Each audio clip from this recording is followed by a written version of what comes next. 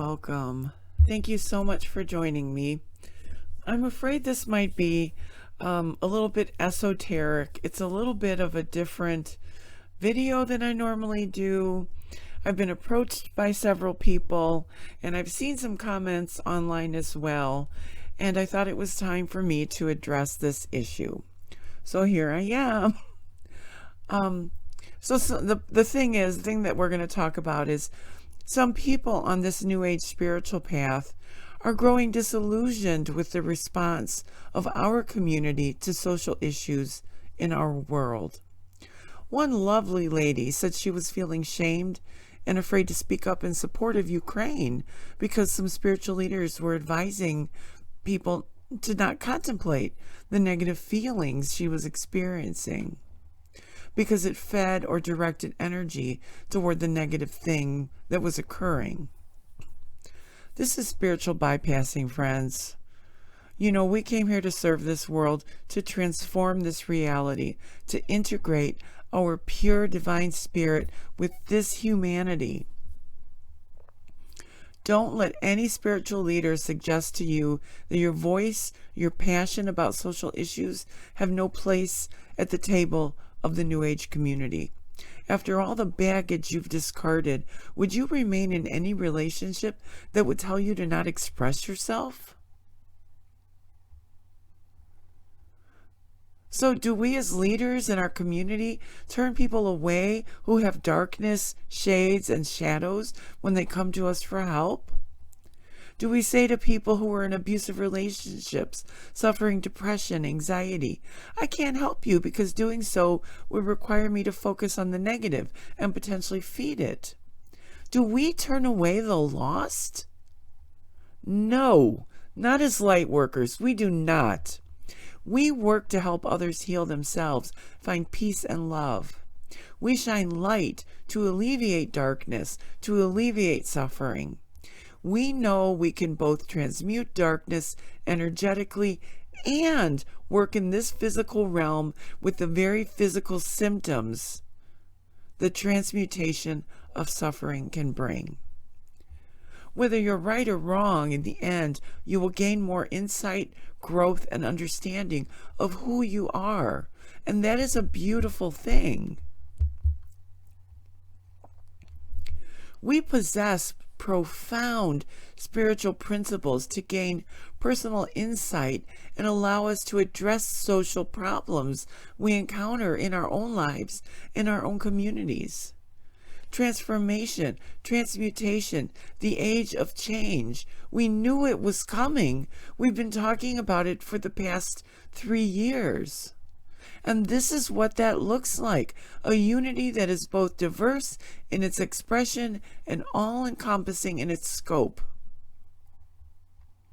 And as we transform ourselves and become aware of the positive changes taking place in our own hearts and minds, we do not heed the false positivity that would have us remain silent as other people suffer. Voices that tell us to turn our eyes from suffering lest we give energy to it are firmly entrenched in a mindset of status quo energy. Change does not reside in those places. That is fear speaking. We did not just come here to transform reality for ourselves. We came here to uplift all of humanity. And this particular humanity, this reality, consists of balancing energies of polarities, which cannot be balanced unless our focus and energy are directed toward the reality of what is. Just as in our own spiritual personal development, we have to understand what resides inside of us. And then we don't pretend it's not there. We have to make hard choices. And we have to make decisions based off of our own best interest. And then we have to do stuff. If it's an abusive relationship, we don't just say, well, I can't give this energy.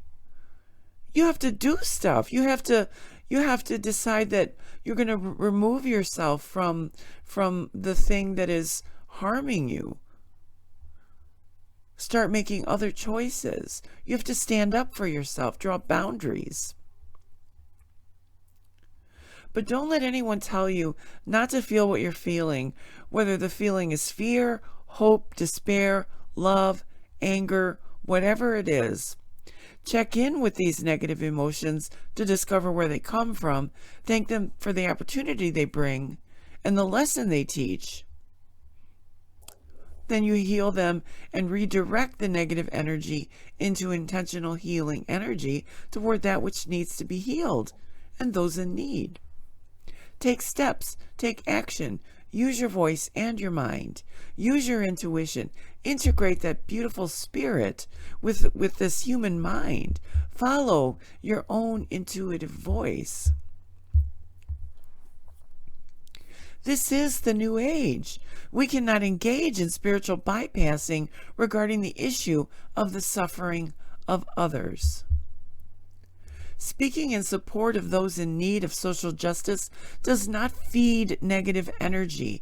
It commits our values and our intentions into the ether and empowers the resonance of our throat chakra to join energetically with others in unity, allowing it to expand exponentially.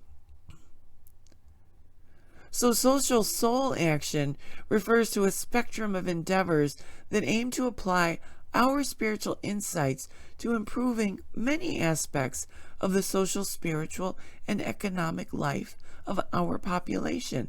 We are one. We are one. That being so, when one person suffers, it impacts the energetic vibration of the entire collective. And every member of our human family has the right to benefit from a prosperous world. And each person also has the responsibility to contribute toward the construction of that world.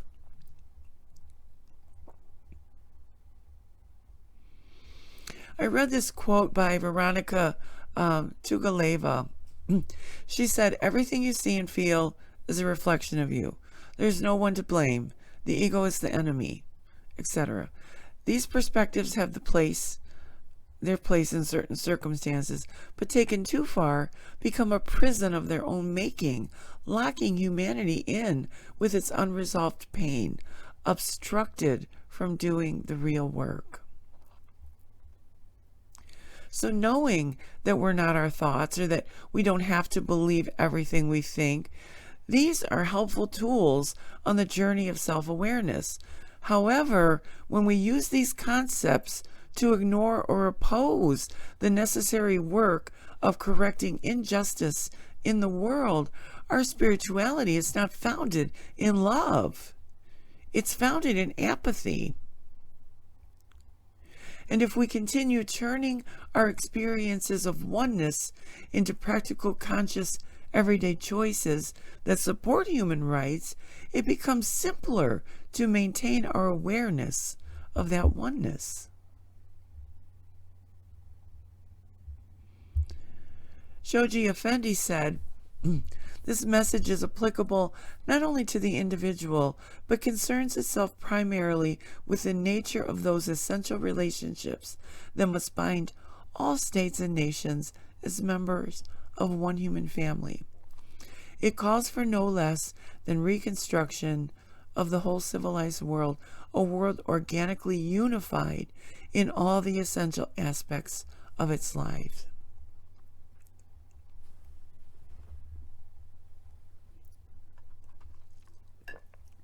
So as we become aware of our lives, it will sometimes occur that we will see outside of ourselves injustice, war, social chaos that will make us feel a certain way. Don't ever let anyone tell you not to honor the voice inside of you that says, "This is not right." Every member of the human family that we came here to serve has the right, as the divine soul that they are, to benefit from a prosperous world. Only as we approximate universal participation in this enterprise can we hope for true success for all.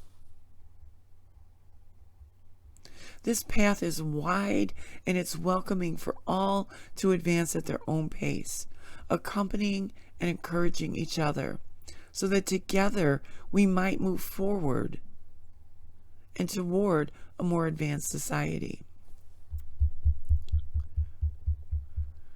I love the advice the Talmud gives us. It advises us to not be daunted by the enormity of the world's grief. Do justly now. Love mercy now. Walk humbly now. We are not obligated to complete this work, but neither are we free to abandon it. So, my lovely people, whatever you're feeling, allow yourself to feel it. If you want to speak up in the face of injustice, the light encourages you to do so.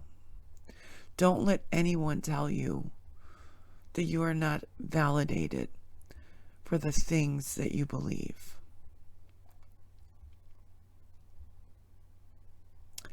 Thank you for joining me. I wish you love, I wish you light, and a beautiful day. We are one.